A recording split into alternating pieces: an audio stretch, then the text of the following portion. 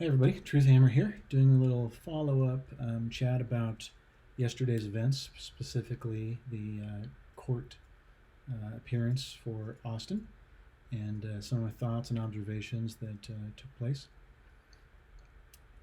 It was not really my intention to do a follow-up. I preferred to just leave this alone, but there are just so many questions coming in, and I think people were having to arrive at some conclusions on their own that I don't necessarily agree with, so I thought I would try to answer some questions.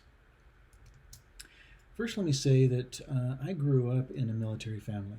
So, to me, what's going on with President Trump and the Q movement is special and personal. My father was in military intelligence for 35 years. Almost his whole career was in military intelligence type projects.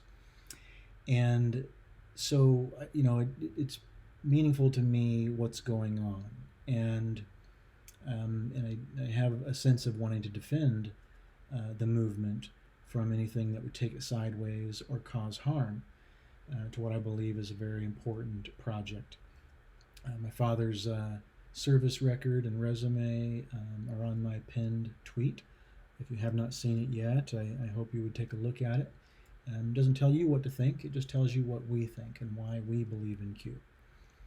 So I appreciate that and any comments you have to share on that. I think it's very important in this video to stress the fact that Q has said on many occasions no outside comms. He does not communicate with anyone outside of the 8kun platform. And it's to prevent situations exactly like this, and to not have people set themselves up pretending to be Q, and then going so far as to actually trying to persuade people to participate in crime, as it is alleged that Austin has done.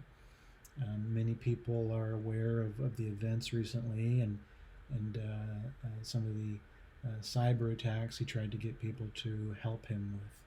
That is not the way Q behaves.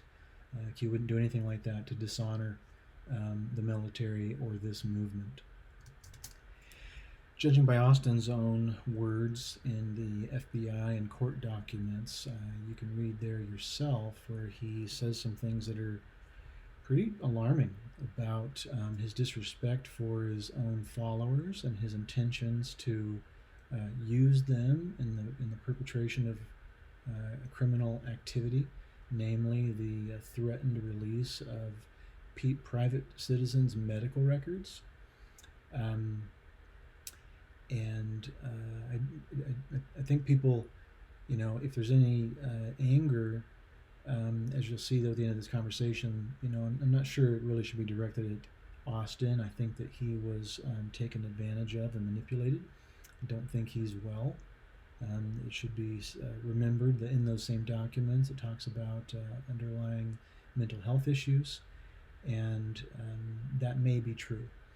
Look, my own impression when I got there and saw Austin and rode up that elevator with him,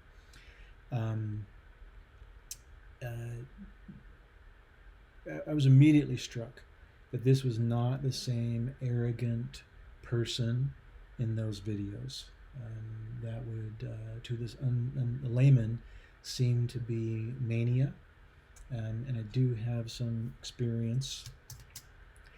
Growing up, I had a family member who suffered from bipolar disorder, and that left me with a deep sense of compassion for anyone who might be going through something similar. If you've been around people who suffer from that, there's a vibe. There is a pattern of behavior, even movement, that can trigger that. You start to. It's actually a self-defense mechanism because you've maybe been through this with a family member and you love them, and when they are either off their medicine or going through a rough period, it's stressful. There's a lot of fear and sadness, and your body and your mind learns to recognize really quick when those triggers are going off, and you're like, oh my gosh, I got to get ready to deal with the situation. And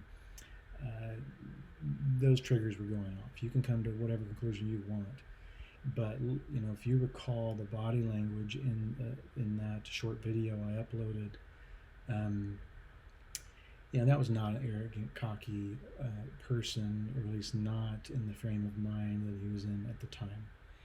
And I think at this point, he is he's in the hands of the legal system. He's going to get the help he needs. I think his parents are involved, if you saw those documents. And I think that everyone else needs to back away and leave Austin alone and not feed the mania. It's not responsible. It's abusive. And if you really are a digger of truth, then you might look at the possibility that someone manipulated Austin with the intent to cause harm to the truth in the Q community. I think it's, in my mind, it's clear that occurred because of the criminality and trying to get people to engage in behavior that would reflect poorly on the military and on Trump.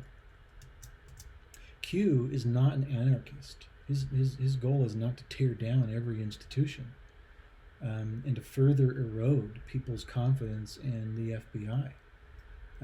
It is to heal. It's to remove bad actors and restore confidence. When I got there, I thought I was going to ask Austin a couple of questions, but then when I saw his demeanor, and I just felt compassion. Okay, I think he's been neutralized. I don't think he's going to do any more harm to the community, and so now he needs to be in the hands of caregivers. He was about to walk into a courtroom and deal with serious issues that might possibly even lead to a period of incarceration.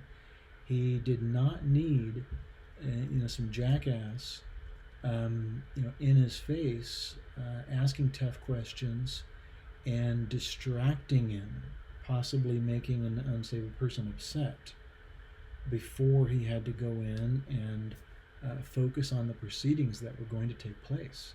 I think that would have been incredibly selfish to do. For the movement, I'm glad he's neutralized. For Austin the person, I wish nothing but the best. I hope that he has a successful life, doesn't belong in IT, having abused some of the things that he learned somewhere that I don't think he should know. And there's a sacred trust that was violated. But I think he can be successful, and I hope that he will be. Our Heavenly Father loves everyone, and is capable of healing. Anyway, that's all I have time for today. If anyone wants to DM me polite questions on the topic, and they seem important, then I probably would be happy to answer them. Signing off.